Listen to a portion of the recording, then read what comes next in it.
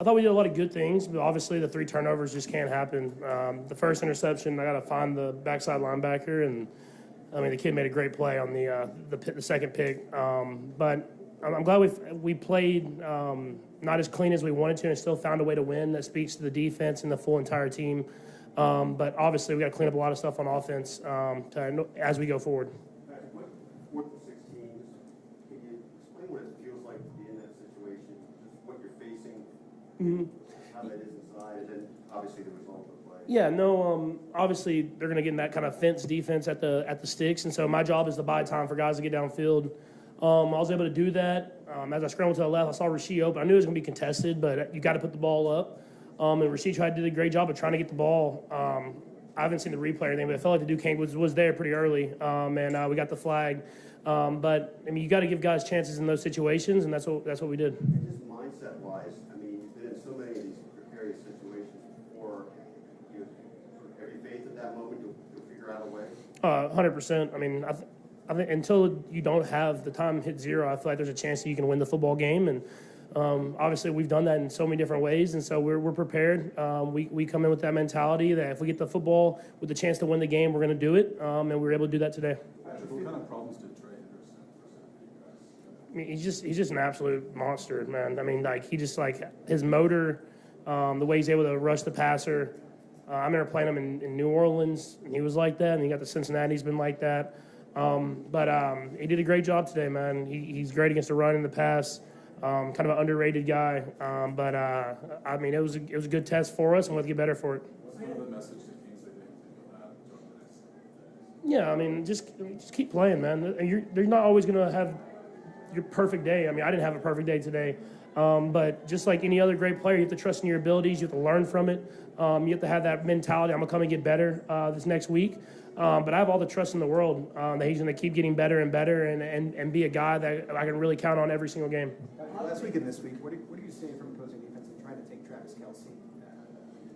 Yeah, no, they're doing a great job of just kind of having 2 people for him. I mean, pretty much the entire game. That's why you've seen guys like Rasheed and Worthy. I mean, if you look at the first touchdown, I'm actually looking to Trav, and the backside safety goes all the way across the field to help guard Travis, and then you throw the ball down the sideline to Rasheed, and that's kind of what they've been doing. And obviously, we played 2 opponents. We've played a lot, so they have a plan on how they're going to account for Travis.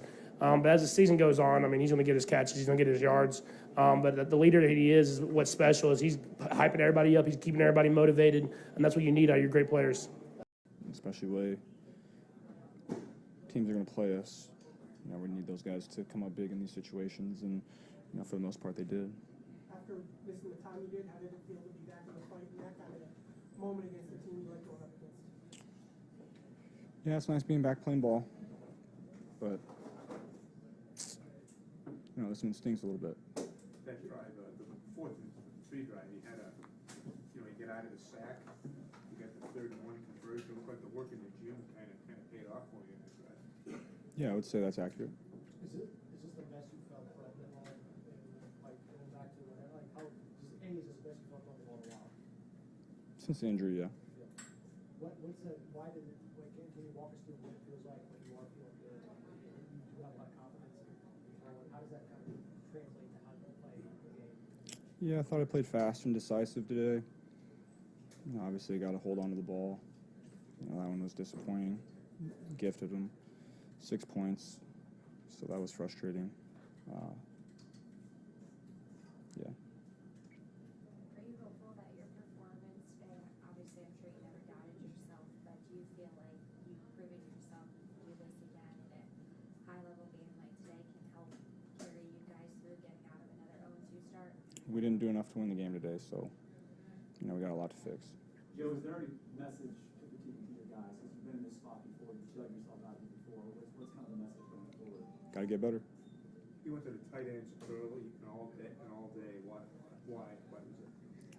Yeah, that's kind of, you know, how they were playing us and kind of what I expected coming in. We knew they were going to double number 1, and so we needed those guys to step up, and, you know, they did. Why do these teams play each other as close as they do? I think every game going back to that 21 season come down and basically been exactly like this. Why do these teams play each other so well? And why is there so much passion in this matchup between you guys? big-time players making big-time plays. They made more today. Is the fumble part that sticks with you, or is there something else you're thinking about? Yeah, there are a couple things. That one obviously really hurt us. So that was frustrating that I put us in that position. We just appreciate how he goes about his business, and as good a kicker as he is, he's even a better person. So I appreciate him all the way around. And Ariza jumped in and had a big punt right there at the end, which was great to see at a very important time. And then the tackles by Bolton and Tranquil and Jay Reid. I mean, they were the leaders in that area. And the turnover with the touchdown ends up being huge to Dana and Wharton on the fumble there. So, and then, I mean, this can go on. Pacheco had a big day, 19 carries for 90 yards, 5 receptions for 21 yards, so busy day there. Rice, again, had a nice day there. Patrick always has a good day, comes through in the clutch. He had some big, our best plays were called back, but it was a great job by him as we went. So what do we learn from this? Turnovers, they kill you. They very seldom give you an opportunity to win the game. So if you come out with a win with 3 turnovers, that's a plus, but we've got to take care of business there. And then penalties, when you're, all of these things on the plus side of the field, those end up being points, whether it's a field goal or whether it's a touchdown, those are points. So we've got to make sure we take care of business with that and improve. And we had some young guys that end up with some of these penalties, and they'll learn from it.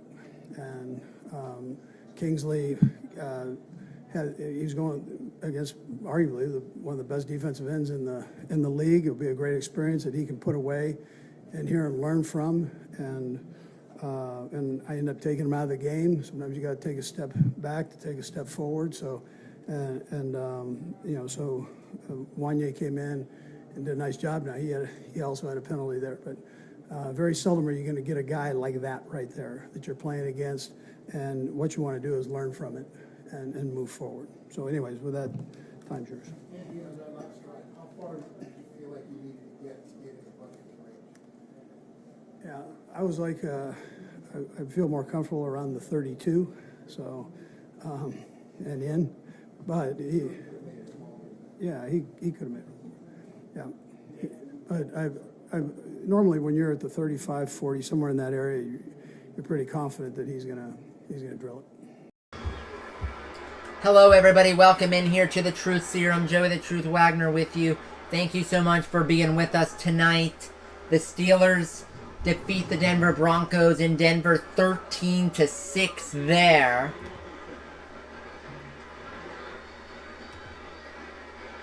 Bengals and the Chiefs here. It is a field goal attempt as time expires for Harrison Butker. If he makes it, the Chiefs win. If he doesn't, the Bengals win. It's a 51-yarder. Butker wins it for Kansas City.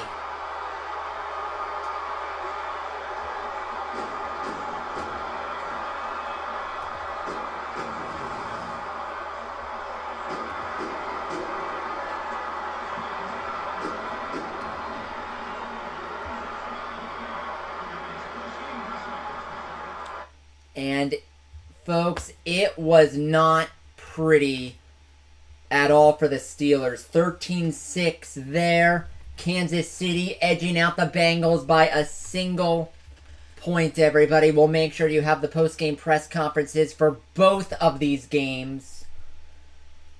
But how about that Steelers defense? That Steelers defense is something else. You can't do squat against them. Can't do anything against them. The Broncos did not reach the end zone. Bo Nix struggled mightily. I put Russell Wilson in next week. For for Denver rather. Bo Nix struggled mightily.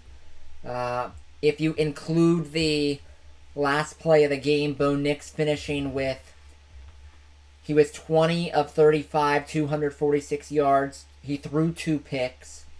He was sacked twice. He honestly should have been sacked more. He was under duress all game long. The Broncos only averaged 3.4 yards a carry running the football. They could not do anything. Nothing. How many yards did Fields have? Fields only had 117 through the air. 13 of 20, 117 through the air. He only had 16 yards passing in the second half. Yeah, I think I put Russell Wilson. The offense was not the reason why the Steelers won this game. It was nowhere close. It was the defense being great and Chris Boswell kicking the living crap out of the football. Again, 2 more field goals today. One of them a 53-yarder. Chris Boswell outscored the Denver team by himself. 2 touchdowns. 2 extra points was a field goal. Chris Boswell, 7 points. Denver had 6. And that's pretty much At least he didn't. what this game came down to. But Patrick Mahomes does it again. Another classic between Burrow and the Chiefs. That game was going back and forth all second half long. It was ugly for Mahomes. He only had 151 yards passing, but he won. 2 touchdowns, 2 picks, but he won. Burrow was typical Burrow against Mahomes, but today it came up a point short